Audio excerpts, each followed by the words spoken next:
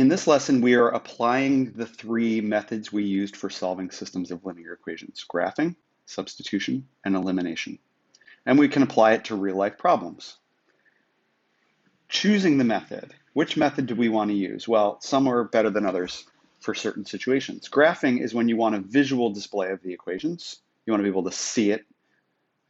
Or when you want an estimate, because often graphs, you get a general idea of where that number lies, but it's not a perfect, clear number like calculating equations will. Okay, so if an estimate is good enough, or you want a visual display, graphing is good.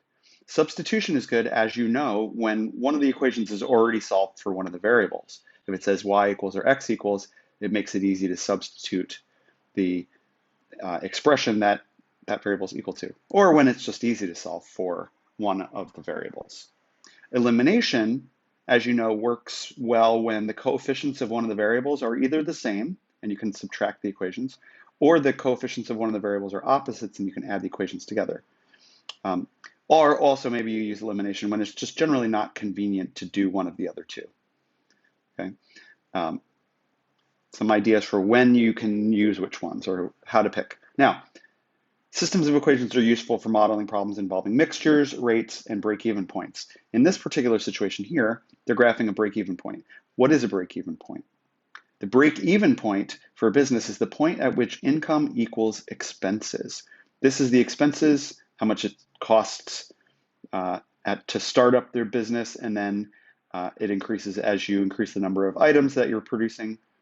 And this is your income, how much money you're bringing in. You haven't brought any in at the start, but you start to make money per item, and eventually you've made enough money per item that it matches and then overtakes the amount that you've spent out. That becomes your profit. Okay. So notice the values of y on the expenses is the dollars that you spent. Okay, and the blue line is dollars received as income. So this says dollars, but for expenses, it's dollars spent. For income, it's dollars brought in. So Y is used to represent both income and expenses. It's generally just the dollar part of this, whereas this is the number of items sold. And you can see in this section, as you've put out more expenses, paid more in expenses than you brought in income, this section where expenses is higher is you're losing money. This is the break-even point, and now here you can see that the money brought in is higher than the expenses that you paid out, and they say now you're making money. And this is the exact break-even point, which we'll use that term as we go along.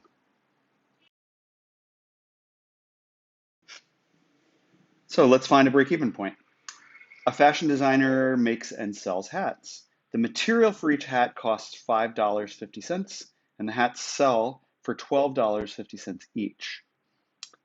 But the designer spends $1,400 on advertising.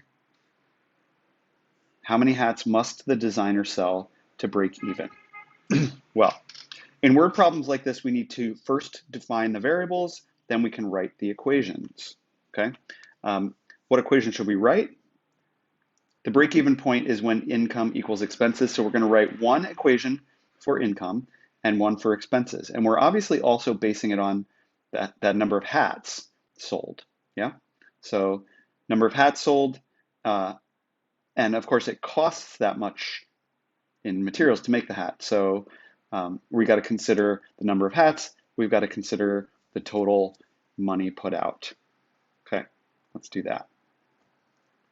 We're going to write this system of equations. Let X be the number of hats sold or made, right, and paid for with the cost. And let Y equal the number of dollars of expenses or income, depending on which one we're calculating. So the expense would be you pay $5.50 per hat times the number of hats, and you have this additional $1,400 that you have to pay at the start for advertising, or you're not going to be selling anything. The income is the total number of dollars is going to be, well, you get $12.50 a hat. So $12.50 a hat times the number of hats. That's the set of equations, okay? What method do you think we're going to use here? Well, we do already have this equation solved for one of the variables, so that might be a convenient thing to do. Let's see what they do.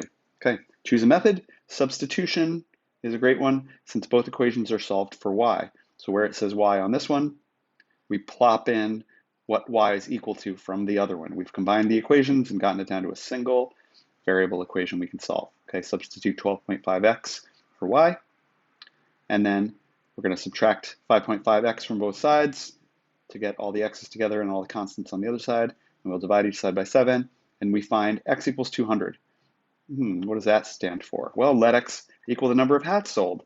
That means, remember, we're looking for the break-even point where they cross income and expenses, so that means 200 hats sold will be our break-even point, and if we sell more than 200 hats, we'll be making a profit, okay? So since x is the number of hats, the designer must sell 200 hats to break even. There you go. Next slide, we're going to have a got it problem for you.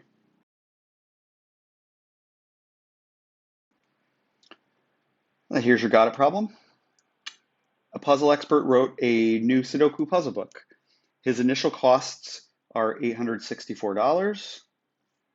And then for each book, the puzzle expert is going to spend 80 cents on each book for binding and packaging.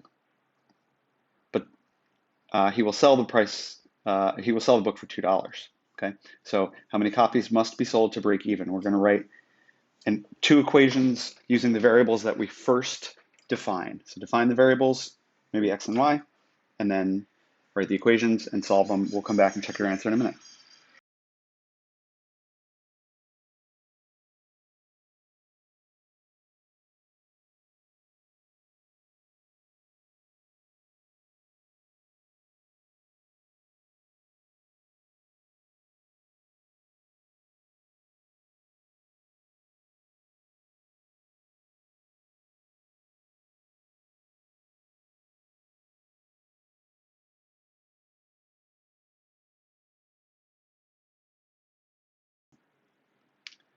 Now, this is something we need to consider. In real-world situations, you need to consider the constraints described in the problem in order to write equations.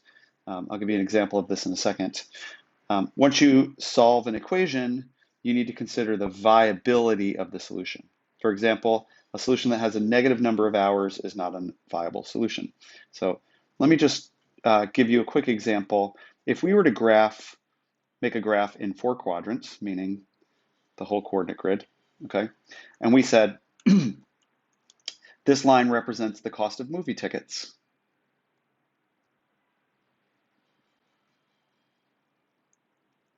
Okay, and it makes sense. You say if you buy one movie ticket, you pay this much, let's say 500 pesos or whatever, I don't know. You buy 2 movie tickets, you follow that up to the line here, and you follow it over, and you say that's 1,000, let's say they're 500 pesos each, okay? You follow it up, say that must be the cost for 1, that must be the cost for 2, etc.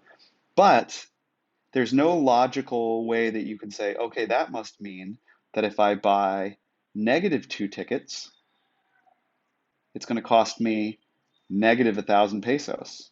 What, they're going to pay you 1,000 pesos to buy -2 tickets? You can't buy -2 tickets, okay? The graph doesn't work.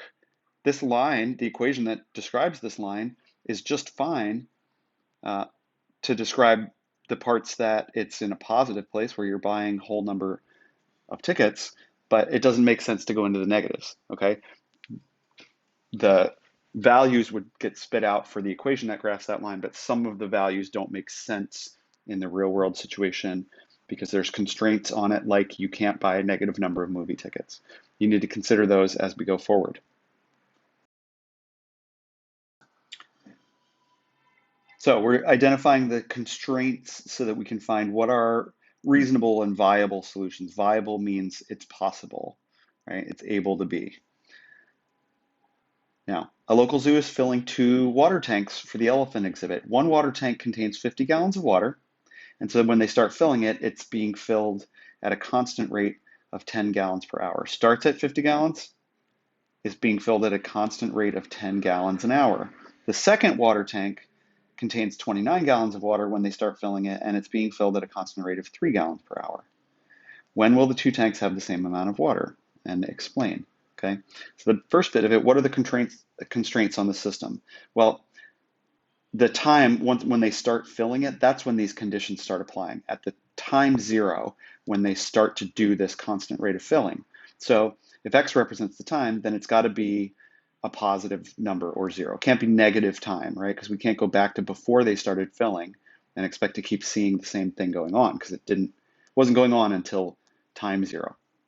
Okay. Now, if y represents the number of gallons, well, you can't have less than 0 gallons of water in a tank, right? So that y has to be greater than or equal to 0. So these are the general constraints of that. Okay, time has to be 0 or more, and the number of gallons in the tank has to be 0 or more. Okay, what are we going to do here? Well, as you know, we define the variables first.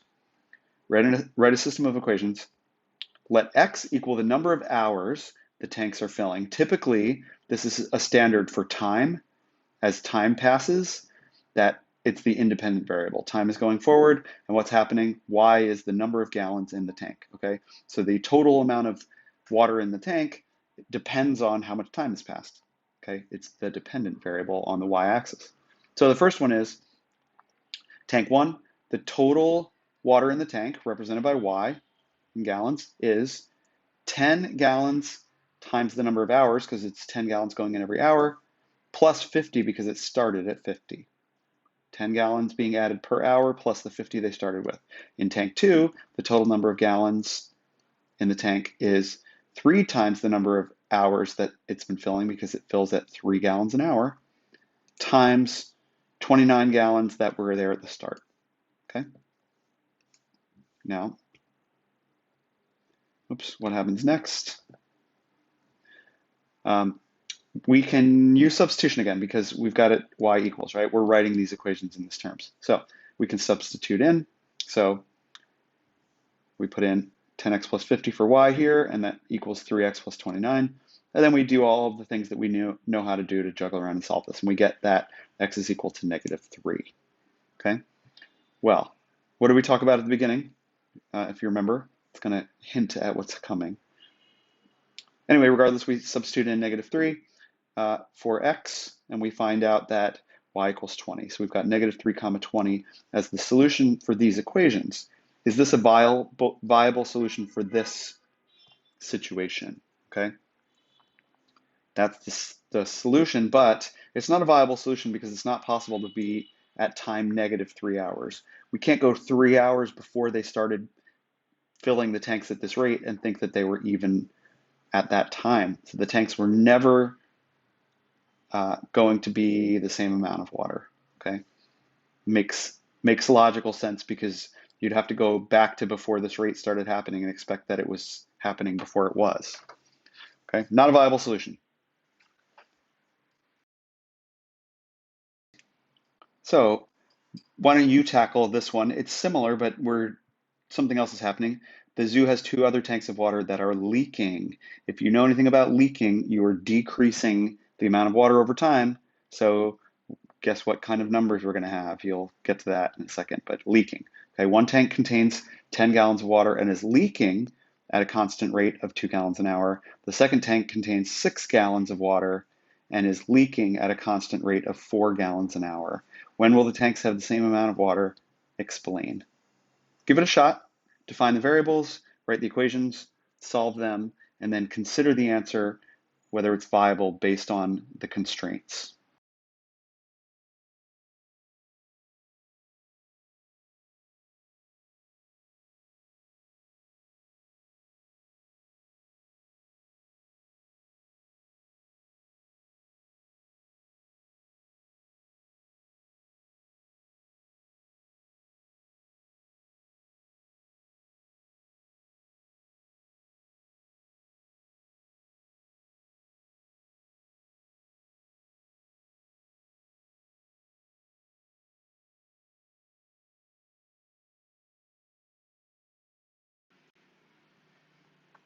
So you know how you're at an airport and there's that moving conveyor belt that you can get on and you can ride it part of the way across the long corridor, okay? And if you're standing there, you're moving. If you walk in the same direction it's going, you're moving faster. But if you turn around and you start walking in the direction you were coming from, you can still be moving the direction the conveyor belt is going, but be moving more slowly because you're subtracting your own walking speed from that speed. Yeah? Okay, that's the idea here. And this is what it says. When a plane travels from west to east across the United States, the steady west to east winds act as tailwinds. This increases the plane's speed relative to the ground. Essentially, the plane is being pushed from behind by the wind, and it's giving it an extra little oomph, and it's going a little faster compared to the ground. Okay? When the plane travels from east to west, the winds act as headwinds, so they're blowing into it, and you're kind of fighting the winds, and the plane is actually going a little bit slower. This decreases the plane's speed relative to the ground. It's the difference between whether on that conveyor belt floor and the airport you're walking in the same direction as the belt, you're adding your walking speed to the speed of the belt, or you're going in the opposite direction of the belt, in which case you're subtracting your speed from the speed of the belt. Got it? So, airspeed plus wind speed equals ground speed. If you're going in the same direction as the wind, you add the wind's speed to your speed, and that's how fast you're going relative to somebody down on the ground. Okay? If you're going in the other direction, you're saying that the airspeed that you're going this way, okay, you then subtract away the wind speed because it's kind of pushing you backward as you're moving forward, and then your ground speed is the difference between them.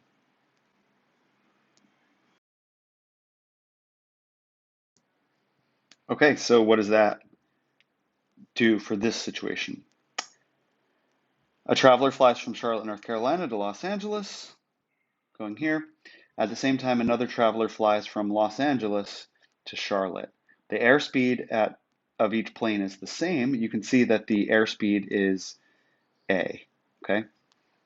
And the ground speeds are shown. Oh, and by the way, the wind speed is W, okay? Now, we know that for this person flying from Charlotte to Los Angeles, their ground speed, if you were calculated someone standing on the ground, calculated how fast they were moving by, it would be 495 miles an hour.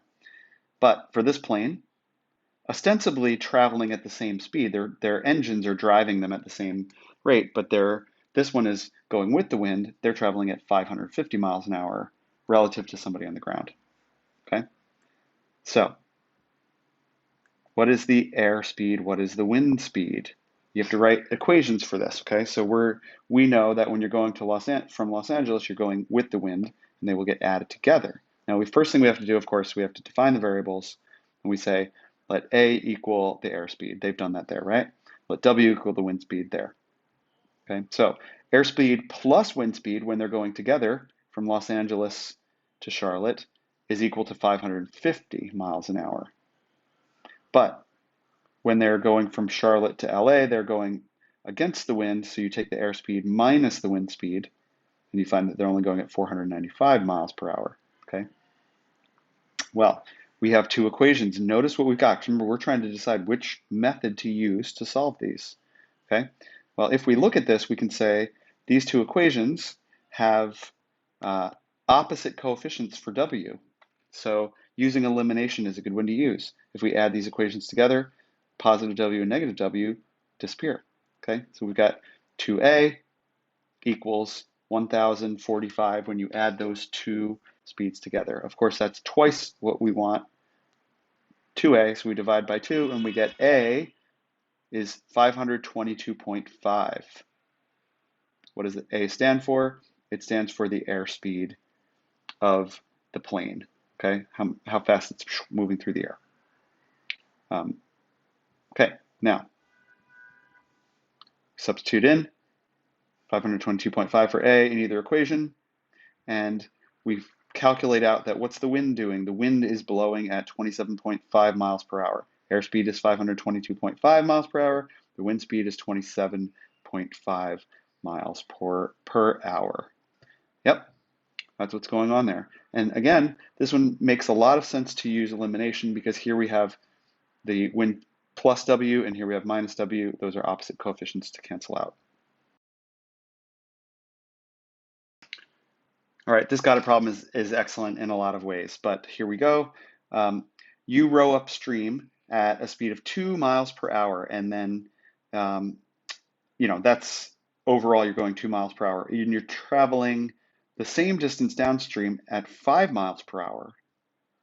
So what is your rowing speed and what is the speed of the current? Because this is against the current, so you're moving more slowly. When you're going with the current, you're going at this, okay? So define the variables, write the equations, and solve it. And then the question says, now suppose your rowing speed in still water is 3 miles per hour and the speed of the current is 4 miles per hour. What happens when you try to row upstream? This is a good little logic problem to figure it out, okay? Define your variables, write your equations, solve them, and then check your answer when you have your answer.